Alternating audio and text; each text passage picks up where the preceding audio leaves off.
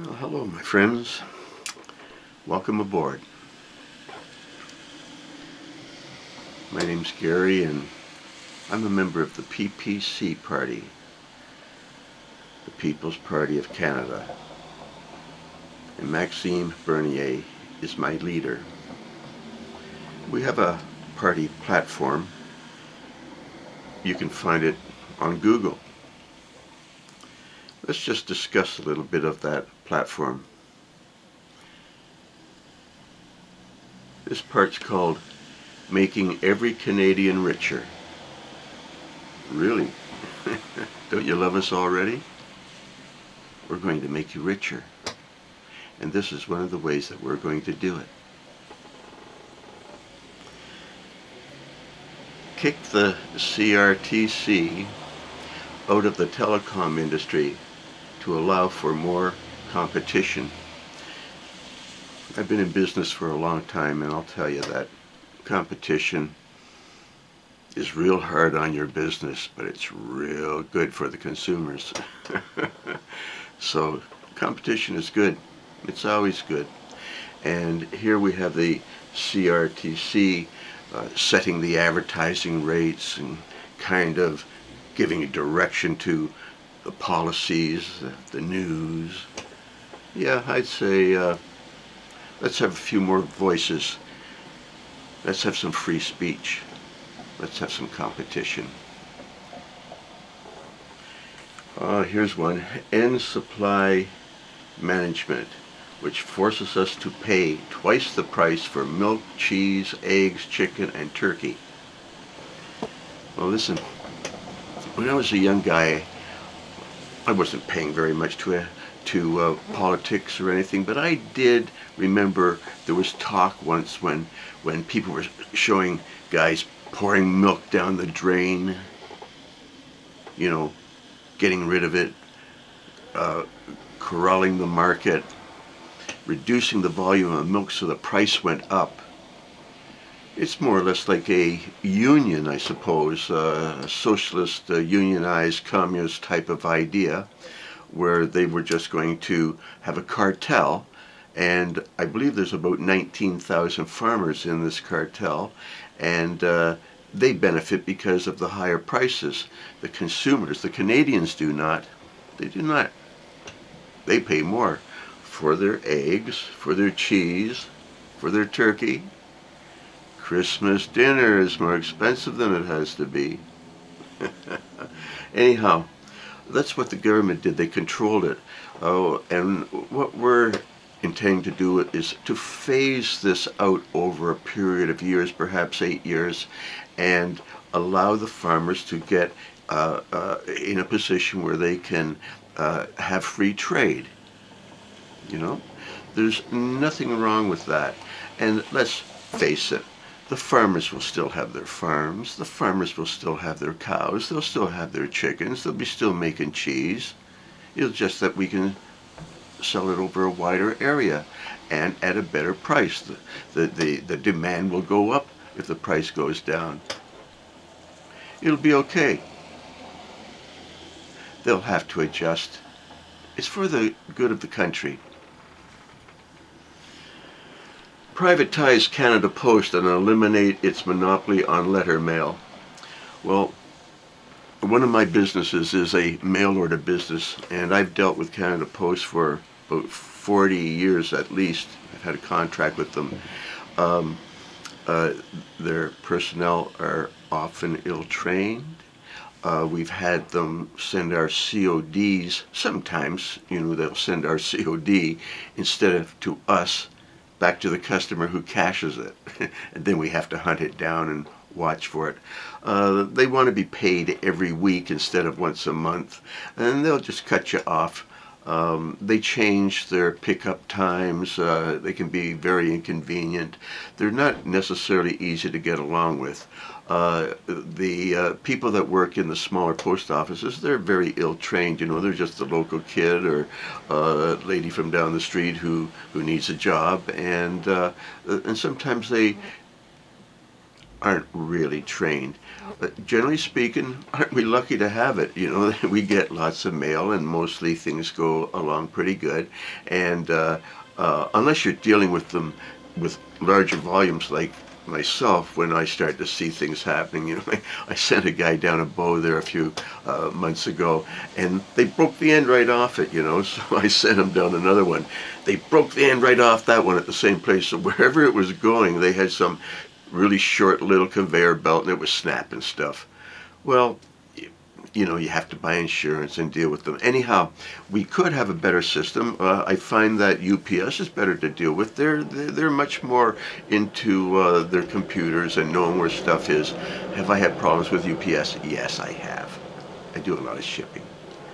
But the post office might just as well be in private hands, just like UPS and FedEx. They are a little bit sharper and easier to deal with, and if you had something lost or broken, they're going to be more responsible in giving you back your money. That's my personal experience. So privatize the post office, why not? Why not? You know, it's not a national emergency. We're not at war.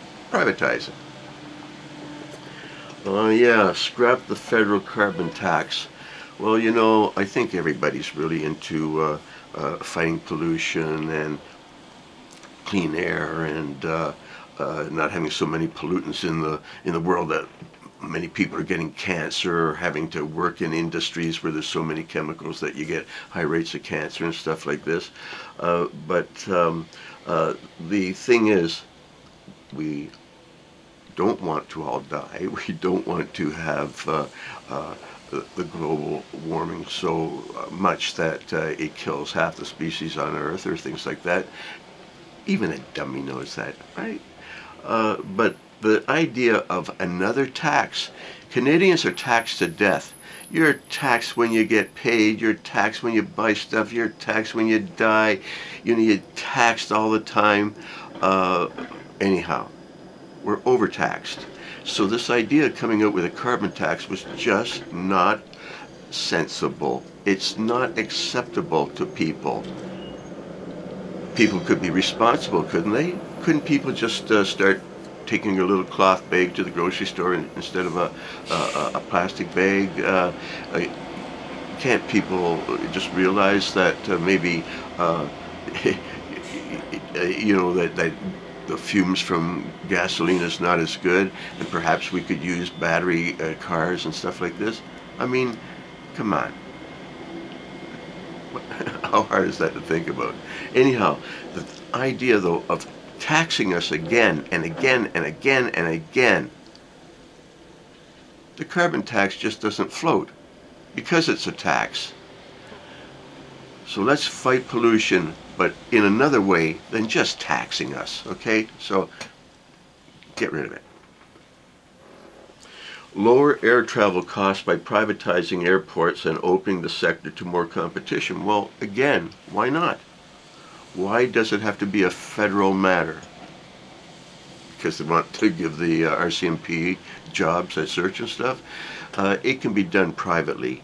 And I'm sure it will be done just as efficiently privately. And wherever we have competition, prices go down, efficiency goes up. So once again, I don't see any need to have it as a federal international airport. It sounds nice, and but come on. Let people have a job.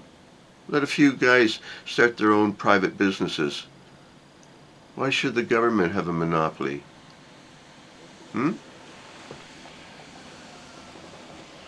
Abolish the capital gains tax. Well, again, you know, you work really hard, you get a little bit of money, you put it in the bank, you get a little interest, and you want to take it, or take part of it. You know, if you die, and your property is sold, they'll take half of the profit from the time you bought it till it's sold. And they'll take half of that and they'll tax that other half. Your kids don't get that. You know, you work all your life paying off this mortgage, but you don't really get to keep it. It's a trick. This paying off the mortgage is a trick. It keeps you poverty-stricken your whole life.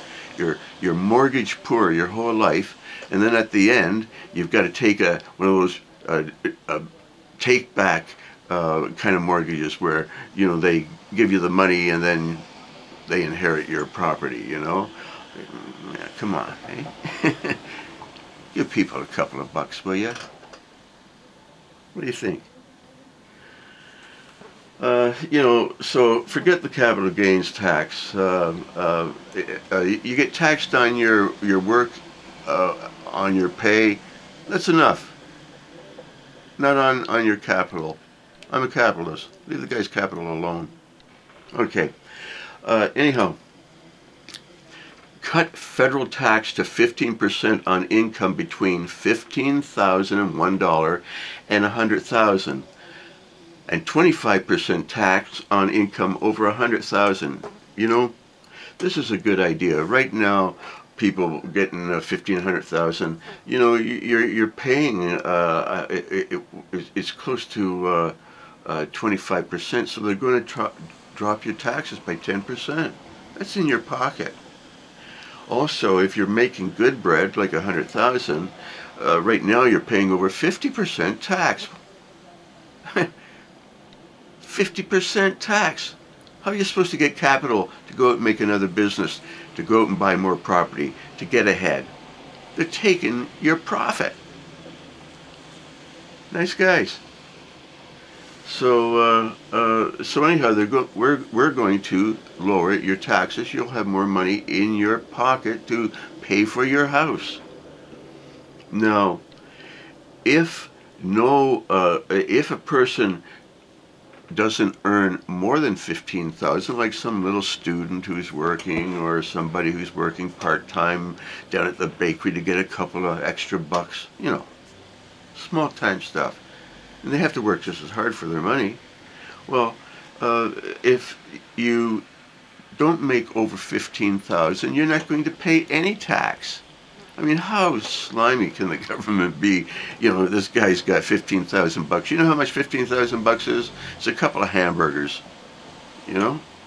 So they want to tax you. Plus, they tax you when you buy the hamburger. Yeah, So that would alone save $529 for a kid who's only earning $15,000. So anyhow, that's the platform. But here's something else. This business of taking an entrepreneur's money and taxing them, it destroys incentive. People just aren't going to work and give the government all their money. To hell with it. I'll just live a regular life, have a little cottage, and that'll be it. But if a guy has incentive, he's going to go out there and try to do stuff. He's just going to rake in the money, punch some behind me this way, punch some behind me that way. Just keep swimming into that money. If you've got incentive. But if the government's taking everything you got, and then they're doling out, a pittance to you so you're always in poverty, isn't that wonderful? Thank you. Thank you so much. About those farmers, again, a side thought is, the farmers will still have their cows and they'll still have their farms, and it's going to be phased in over 8 years. They can compete if they still have their cows, can't they? Really? Eh? So, that's the kind of ideas that I had anyhow. And it's just kind of off the top of the head and just reading through the platform. But what I would say is, if you want to stop being taxed to death, because that's what we all say, we're taxed to death. The only way to stop being taxed to death is to get rid of these parties that are doing that to you. They're taking the money from one guy and giving it to the other guy and keeping everybody poor. So, the PPC, People's Party of Canada, Maxime Bernier, I think that it's a very good party. They've got a lot of common sense. They're going to put money in your pocket. So vote for us. We'll take care of you. You'll be okay. You'll be okay, really. Anyhow, you have fun. I'll talk to you later. Bye now.